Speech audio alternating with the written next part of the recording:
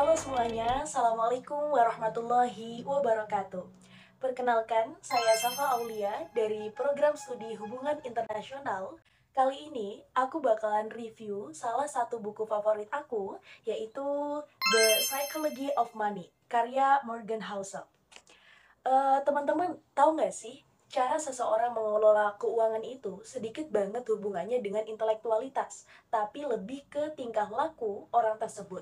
Orang jenius yang kehilangan ketenangan dalam mengatur keuangan bisa berakibat fatal.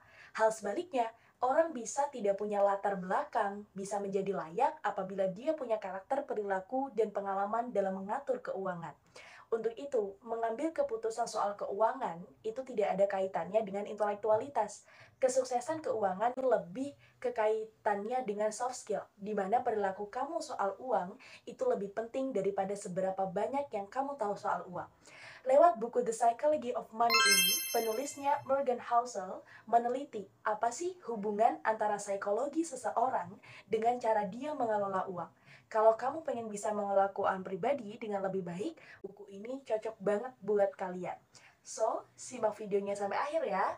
Buku Psychology of Money ini ditulis oleh Morgan Housel. Beliau itu merupakan salah satu partner di The Collaborative Fund and mantan kolumnis di The Motley Fool and The Wall Street Journal. Morgan itu juga merupakan pemenang 2 kali penghargaan bisnis terbaik dari Society of American Business Editor and Writer dan juga pemenang di New York Times Sydney Awards. Ini tuh merupakan salah satu buku yang paling populer ya di seluruh dunia. Jadi dia itu termasuk international bestseller dari awal dia terbit di tahun 2020 sampai sekarang. Bukunya itu juga udah diterjemahkan ke dalam 26 bahasa termasuk dalam bahasa Indonesia. Tapi kalian nggak boleh nih berharap kalau misalnya kalian bakalan nemuin tips keuangan kayak yang dipelajarin di fisika ataupun matematika ya. Karena di buku ini tuh lebih maparin dari sisi psikologinya gitu. Jadi kayak mempelajari gimana sih emosi manusia saat dia dihadapkan pada situasi tertentu yang berhubungan dengan uang. Buku ini tuh terdiri dari 20 bab yang bermacam-macam soal pandangan uang, tapi kalau disederhanakan nih buat aku sendiri ada 5 poin besar atau ada 5 insight yang relate banget atau yang bisa diambil untuk menambah perspektif kita soal mengelola uang. Yang pertama itu adalah waktu. At the end of the day, kita tuh hidup cuman sekali nih guys, gitu. Pastinya kita pengen dong hidup yang bahagia, menjalani kehidupan dengan penuh makna, meaningful of life gitu. Nah, memiliki lebih banyak fleksibilitas dan kontrol atas waktu kita, itu kadang-kadang tuh jauh lebih berharga daripada berusaha mati-matian, kurang tidur, untuk meningkatkan uang kita yang cuma sebanyak 1-2% gitu. Kayak we always can make more money gitu, but we cannot make more time. Ada titik di mana mungkin kita harus menghargai waktu dan energi yang kita curahkan untuk menukar uang dengan extra time bersama keluarga, teman, saudara, dan juga mungkin melakukan hobi yang kita sukai. Untuk yang kedua, yaitu mempertahankan kekayaan, sustainability, itu dia lebih susah daripada menjadi kaya. Ada banyak cara untuk memperoleh kekayaan nih, tapi kalau menurut Morgan, cuman ada satu cara untuk tetap kaya, yaitu gabungan antara hidup sederhana dan punya rasa takut.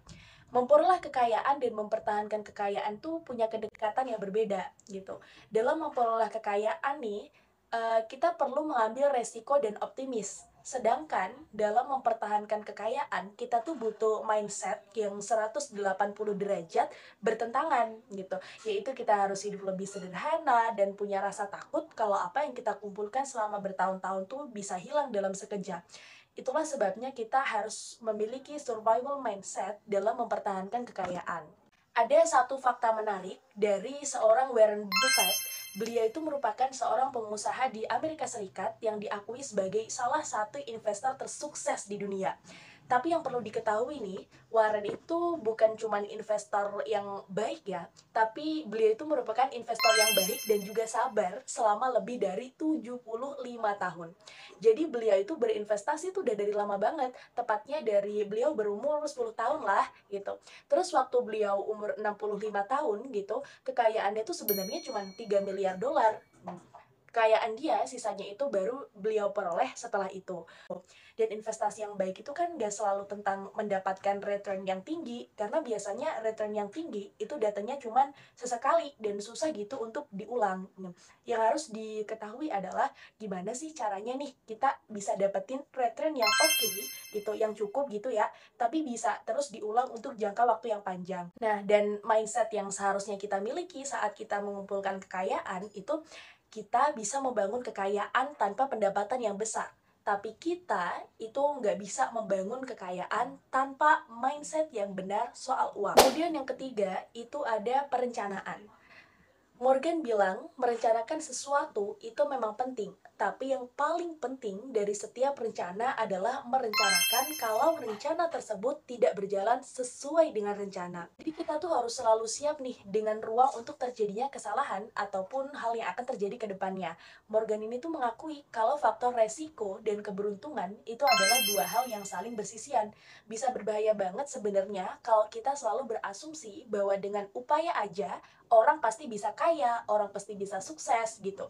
Kita ambil salah satu contohnya Bill Gates deh. Bill Gates itu tentunya beliau tuh sangat berbakat, pekerja keras gitu. Tapi di samping itu, beliau itu memiliki keberuntungan. Karena ketika beliau bersekolah, itu sekolahnya Bill Gates merupakan salah satu sekolah yang punya komputer pada zaman itu. Jadi, mindset yang paling sehat tentang uang adalah mindset yang menerima bahwa ada loh hal-hal di dunia ini yang di luar kendali kita gitu. Karena itu, ya kita harus kerja keras sambil ambil resiko nih, tapi mungkin kita juga harus mempertimbangkan kalau misalnya ada faktor luck di dalam keuangan. Untuk yang keempat, stop bandingin diri kita dengan orang lain. Karena ini tuh nggak bakalan ada habisnya gitu. Jadi kalau kata Morgan ya, perbandingan sosial ini tuh kayak pertempuran, kayak perlombaan yang nggak bakalan ada yang menangin gitu. Karena ketika kita udah ngerasa di atas nih, pasti kita bakalan nemuin orang yang lebih atas lagi daripada kita. Ibaratnya kayak di atas langit masih ada langit deh gitu. Jadi satu-satunya cara nih buat kita bisa menang, ya dengan nggak ikutan dalam pertarungan itu gitu. Buat insight yang kelima dan yang terakhir, ini menurut aku interest banget sih. Kita cuman butuh untuk merasa cukup ya dengan apa yang kita punya. Meskipun yang kita punya tuh lebih sedikit dari orang lain gitu. Jadi jangan pernah mempertaruhkan apa yang kita punya untuk sesuatu yang sebenarnya tuh nggak kita butuhin gitu. Perlu kita pahami, banyak hal di dunia ini tuh yang kadang nggak sepadan dengan resikonya. Misalnya dalam mengejar kekayaan, kita justru punya resiko kehilangan reputasi kebebasan teman, keluarga, dan sebagainya. Fakta unik lainnya yaitu kekayaan itu merupakan sesuatu yang kita lihat gitu. Contohnya nih, ketika kita melihat seseorang yang mengendarai sebuah mobil seharga 1 miliar, mungkin saja orang itu kaya raya gitu. Tapi fakta yang kita tahu soal kekayaan, dia adalah seseorang yang sudah menghabiskan 1 miliarnya untuk membeli mobil gitu. Morgan itu mengingatkan kita kalau sebenarnya ketika orang bilang ingin jadi miliarder nih, mereka tuh cuman orang-orang yang pengen gaya hidupnya tuh glamor gitu. Namun secara logika itu tuh bertentangan dengan definisi miliarder sendiri. Morgan memberikan contoh nih, kalau ada perbedaan mendasar antara wealth sama rich. Mungkin kalau di bahasa Indonesia ini wealth sama rich artinya kaya.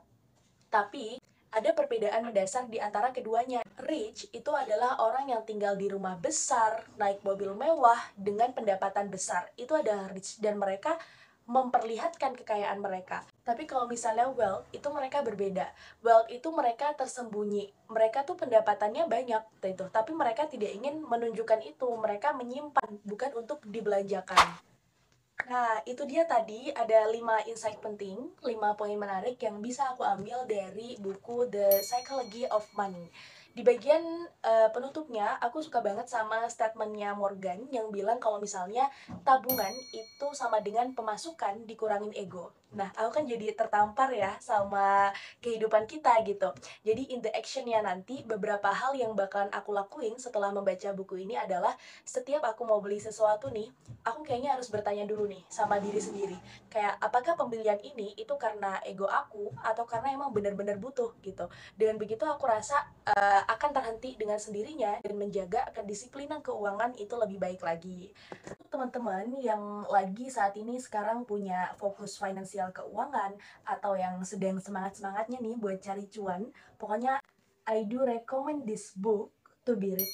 Oke, terima kasih semuanya. Wassalamualaikum warahmatullahi wabarakatuh.